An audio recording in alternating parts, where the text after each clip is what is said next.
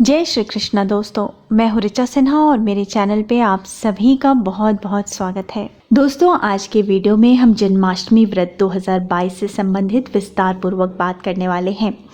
इस वर्ष अर्थात 2022 में जन्माष्टमी का व्रत आपको किस दिन करना चाहिए, 18 अगस्त को या 19 अगस्त को? साथ ही पूजा का शुभ मुहूर्त क्या है, पारण किस समय करना चाहिए, पूजा की विधि और व्रत के नियम क्या है, व्रत में आपको क्या खाना चाहिए, किस मंत्र का जप करना चाहिए, इन सब चीज़ों के बारे में जानेंगे। तो चलिए शुरू करते हैं। इससे पहले अगर आपको मेरा वीडियो अच्छा लगता है तो वीडियो को लाइक ज़रूर कर दीजिएगा, परिवारजनों के साथ, दोस्तों के साथ शेयर कीजिएगा और अगर मेरा वीडियो पहली बार देख रहे हैं तो बेल आइकन क्लिक करके चैनल को सब्सक्राइब कर लीजिए ताकि मैं जब भी नया वीडियो अपलोड करूं आपको उसकी सूचना तुरंत मिले। दोस्तों, धार्मिक मान्यताओं के अनुसार भगवान श्री कृष्ण का जन्म भाद्रपद माह के कृष्ण पक्ष की अष्टमी तिथि को अर्धरात्रि के समय रोहिणी नक्षत्र में हुआ था। तो जब ये सारे संयोग का मेल होता है तो भगवान श्री कृष्ण का जन्मोत्सव उसी दिन मनाया जाता है। और इस साल जो है भाद्रपद माह प्रारंभ हो चुका है 12 अगस्त से और अष्टमी तिथि प्रारंभ होगी 18 अगस्त को और रहेगी 19 अगस्त तक। परंतु न 18 अगस्त या 19 अगस्त दोनों में से किसी भी दिन रोहिणी नक्षत्र का संयोग नहीं बन पा रहा है। और रोहिणी नक्षत्र दोस्तों प्रारंभ होगा 20 अगस्त को सुबह के 11:53 से और ये रहेगा 21 अगस्त के सुबह के 4:40 तक। यहीं पर ये कन्फ्यूज़न जो है शुरू हुआ है। अब जब रोहिणी नक्षत्र और अष्टमी तिथि में चयन करना हो तो अष्टमी तिथि को ज़्यादा महत्व दिया जाता है। अब दोस्तों, जिस दिन अष्टमी तिथि अर्धरात्रि के समय होगी उसी दिन भगवान श्री कृष्ण का जन्मोत्सव मनाना श्रेष्ठ रहेगा। तो अष्टमी तिथि का प्रारंभ हो रहा है 18 अगस्त को रात के 9:20 पर और अष्टमी तिथि समाप्त होगी 19 अगस्त को 10:59 पर। अर्थात 19 अगस्त को अर्धरात्रि के समय ना ही अष्टमी तिथि रहेगी और ना ही रोहिणी नक्षत्र रहेगा, परंतु 18 अगस्त को अर्धरात्रि में अष्टमी तिथि का संयोग बन रहा है। इसलिए भगवान श्री कृष्ण का जन्मोत्सव 18 अगस्त बृहस्पतिवार के दिन ही मनाना सर्वश्रेष्ठ रहेगा। और चूंकि भगवान श्री कृष्ण का जन्म अर्धरात्रि में हुआ था इसलिए जन्माष्टमी की पूजा भी अर्धरात्रि में की जाती है। तो 18 अगस्त को निशिता पूजा का शुभ मुहूर्त होगा रात 12:03 से 12:47 तक। ये पूरे 44 मिनट का समय है। इस बीच में आप अपनी जन्माष्टमी की पूजा संपन्न कर सकते हैं। साथ ही 18 अगस्त को ध्रुव और वृद्धि योग का निर्माण हो रहा है जो कि अत्यंत शुभ योग माने जाते हैं। वहीं दोस्तों 18 अगस्त को अभिजीत मुहूर्त दोपहर के 11:59 से दोपहर के 12:51 तक रहेगा और अमृत काल इस दिन शाम के 6:28 से रात के 8:10 तक होगा। वहीं इस दिन रवि योग भी बन रहा है जो कि सुबह के 5:52 से प्रारंभ हो जाएगा और रहेगा रात के 11:35 तक। अब अगला प्रश्न होता है कि जन्माष्टमी व्रत का पारण कब किया जाएगा।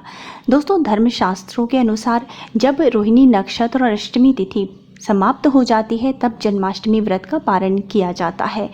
तो इस बार जो है जन्माष्टमी पे रोहिणी नक्षत्र नहीं है और अष्टमी तिथि का समापन होगा 19 अगस्त को रात के 10:59 पर। जन्माष्टमी व्रत का पारण जो है वो अष्टमी तिथि के समापन के बाद ही करना चाहिए, अर्थात 19 अगस्त को रात के 10:59 के बाद आपको व्रत का पारण करना चाहिए।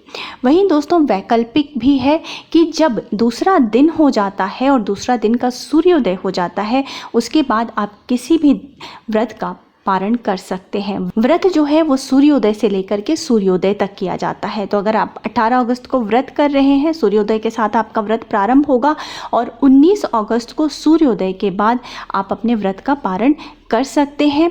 अर्थात सुबह के 19 अगस्त को सुबह के 5:52 के बाद आप अपने व्रत का पारण कर सकते हैं।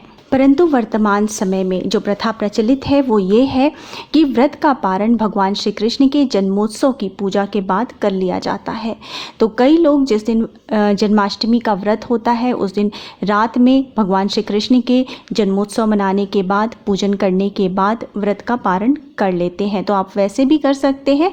18 अगस्त को जो है जो पूजा का मुहूर्त है वो ख़त्म हो रहा है 12:47 पर, तो आप 12:47 पर आप व्रत का पारण कर। परंतु दोस्तों, जन्माष्टमी व्रत में अष्टमी तिथि में आपको व्रत रखना चाहिए और नौमी तिथि में ही व्रत का पारण करना श्रेष्ठ माना जाता है।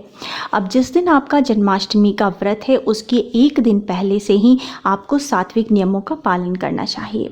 एक दिन पहले ही जो है आप सिर धो के नहा लें, साथ ही सात्विक भोजन करें, लहसुन प्याज मांसाहार या किसी भी नशे के पदार्थ का सेवन ना करें और ब्रह्मचर्य का पालन करें। साथ ही आप व्रत की तैयारी भी एक दिन पहले से ही शुरू कर दें। जहाँ पे आपको पूजा करना है, कान्हा का झूला और माँ यशोदा का प्रसूति गृह सजाना है, उस जगह की अच्छी प्रकार से सफाई कर ले। और जिस दिन व्रत है उस दिन सुबह सवेरे जल्दी उठ के स्नान आदि नित्य कर्म से निवृत्त होके साफ सुंदर वस्त्र धारण करें और उसके बाद अपनी पूजा स्थल की सफाई करके वहाँ एक चौकी पर पीले रंग का कपड़ा बिछाएं। उस पर लड्डू गोपाल की एक मूर्ति, कान्हा की एक फोटो या मूर्ति स्थापित करें, साथ ही जो है उनका झूला सजाएं और माँ यशोदा का प्रसूति गृह तैयार करें। इसके बाद आपको भगवान श्री कृष्ण के बाल स्वरूप लड्डू गोपाल की विधिवत पूजा अर्चना करनी चाहिए।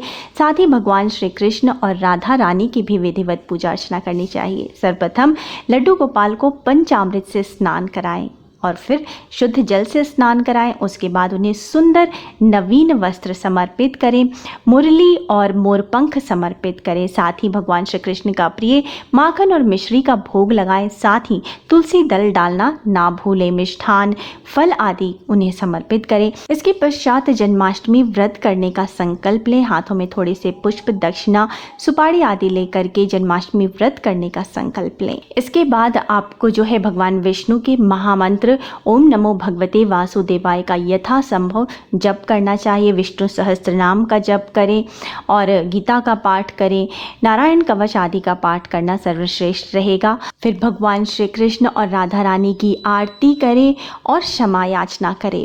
इस दिन सारे दिन कृष्णमय रहना चाहिए, भगवान श्री कृष्ण का ध्यान करते रहें।